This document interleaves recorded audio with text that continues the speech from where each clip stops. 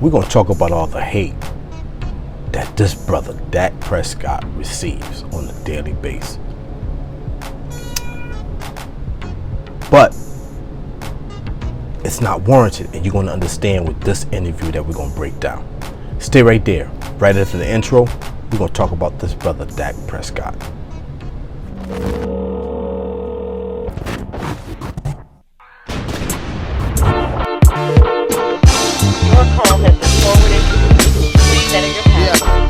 This is something that you need to hear.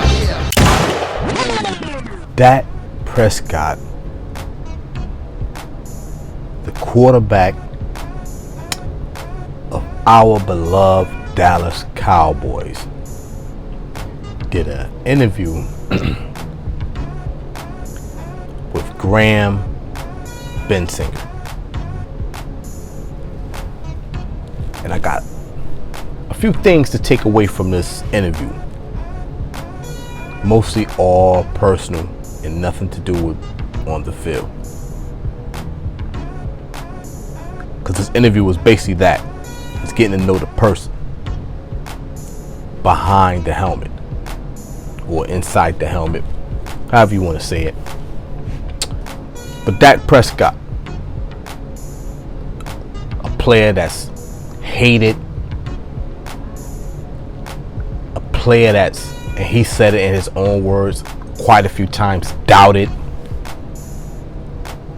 a player that has to prove himself time and time and time again,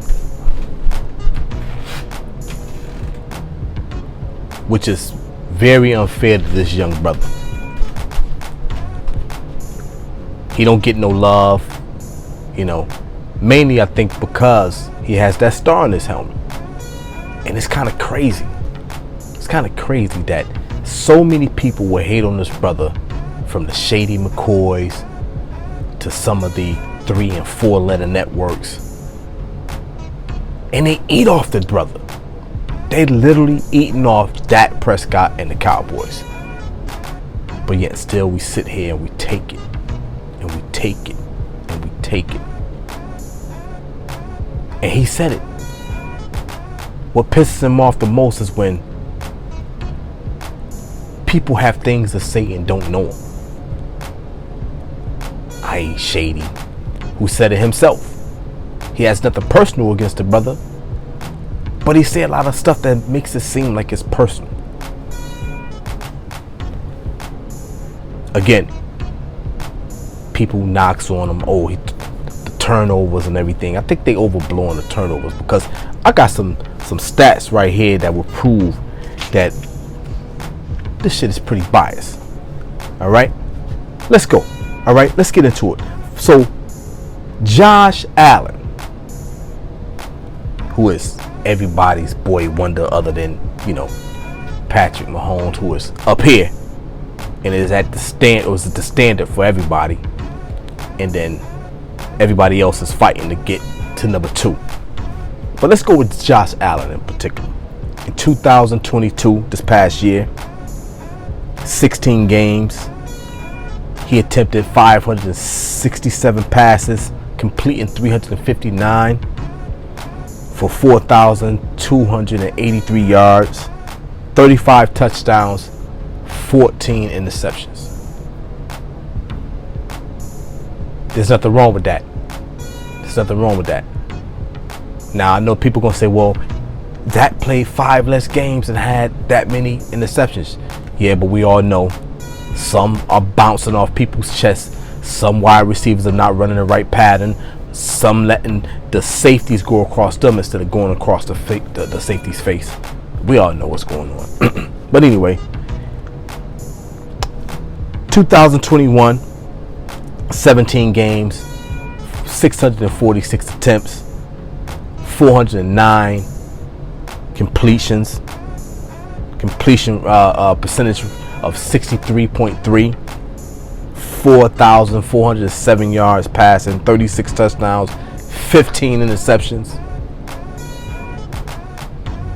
15 interceptions.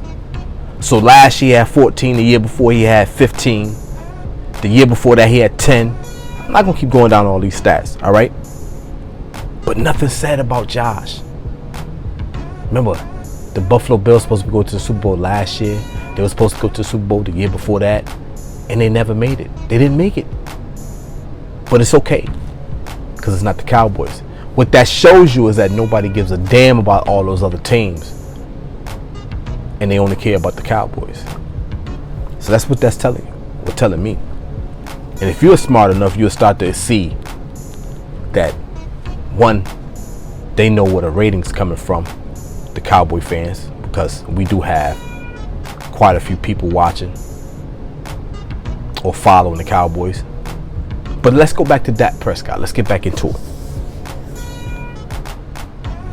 He battled asthma as a young boy when he first was born or whatever, and his dad decided or got some info from some old head to tell him, get the boy a dog, a chihuahua. He got him a chihuahua. One of the chihuahuas that he had apparently got ran over, died.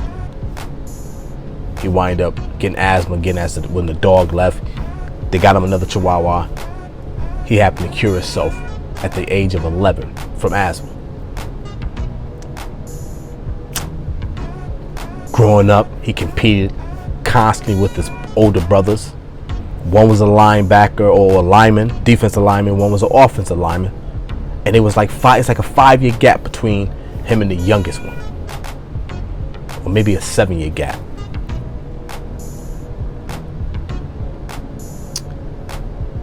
He also watched his grandmother. And this is where I think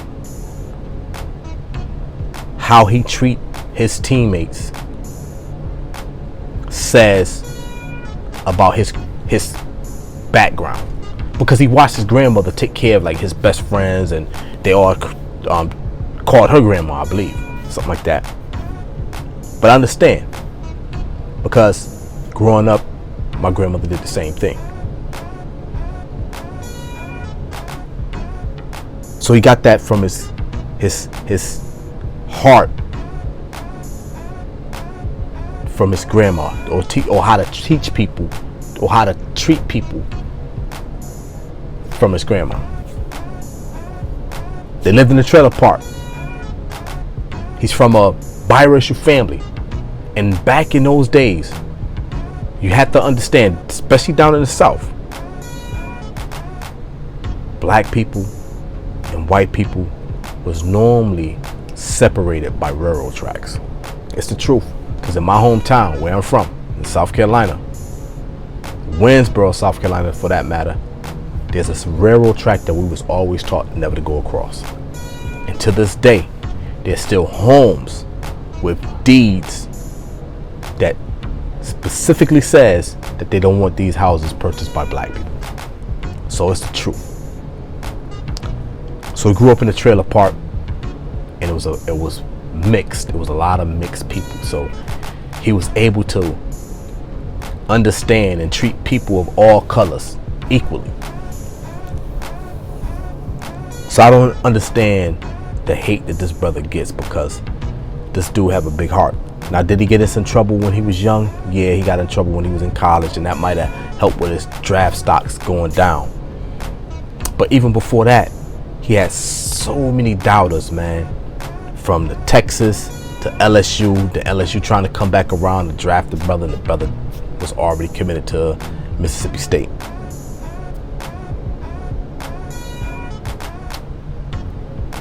But he said it in this interview, and he said it quite a few times, the word doubters. The word doubters. It came up a lot. Doubters. Doubters. Came up a lot. But he understood how to treat people, and how to strive, and how to fight, because every day he had to fight his brothers. He had to actually compete against his brothers who was older than him. You know, and his mother wasn't lightly on it, wasn't taking it light on him. He was saying it. She was saying it to him. Listen, man, you either gonna be tough, or you gonna go out there and play, or you gonna stay on the porch. It's your choice. And he decided to take his little ass back out there and keep fighting. But he always had those doubters, man. Always had those doubters. And it's still to this day, it's the same way. Doubters. And I know we always gonna have those doubters, man, those haters that's gonna constantly, try to talk down on you. Can't do this, you ain't no good, whatever, blase. You always have to prove them wrong, man. But he had his mom on his side, and she left him with those words: faith, fight, and focus. No. Faith, fight, and finish. But I can throw in that word focus, because he stayed focused, man, and he went at it. He stayed on it. He wasn't playing around, man. He was there to prove the doubters wrong, man. But this brother had so many adversities, man. He lost his mom. Then later on down the line, he lost his brother. And to this day, him and his older brother haven't talked about the loss of their brother, their middle brother. So this brother have a lot on his plate, man. A lot on his plate. To even Jerry Jones doubting him, man. Look. Get ahead of this contract, Jerry. This brother deserves an extension. You have to show this man that you believe in him. Because there's a lot of us that do. There's a lot of us that don't, but there's a lot of us that do believe in him. So, get that man his contract. But again, those words, doubters, man, even when it's coming from the owner of the team he played for himself, doubting him. He writes to his mom every single day, is what he's saying in this interview. Or as often as he possibly can, he writes to his mom. It might not be a lot of words or long sentences or paragraphs. Thank you, I love you, miss you, things like that. But this brother, man, is something special. He donated $1 million to help develop some type of program, like a police reform, to help ease the tension between the community and the police departments. So he's hoping that a program like that can be something that's nationwide, and that Dallas can be the blueprint for it. I'm praying for you, brother. I know you probably don't watch this video, but I'm praying for you, and I hope that it happens, because I'm in law enforcement myself.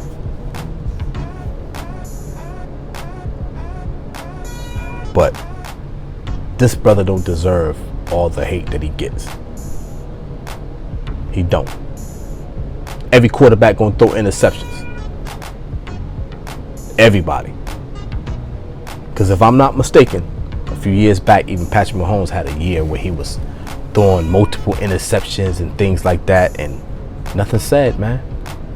I understand Dak is not Patrick Mahomes. I understand that.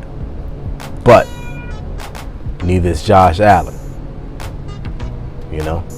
But you guys constantly put the heat on Dak for no reason at all. Get off that brother's back, man. Get off the back. Now, you can hate on the team all you want, but don't make it so personal with this brother, because this brother ain't deserve it. He just doing his job and doing his best to provide for his family, and also try to win a championship for the Dallas Cowboys. Look, it's your boy June Broom. June Broom Sports. Peace. Y'all, enough talk.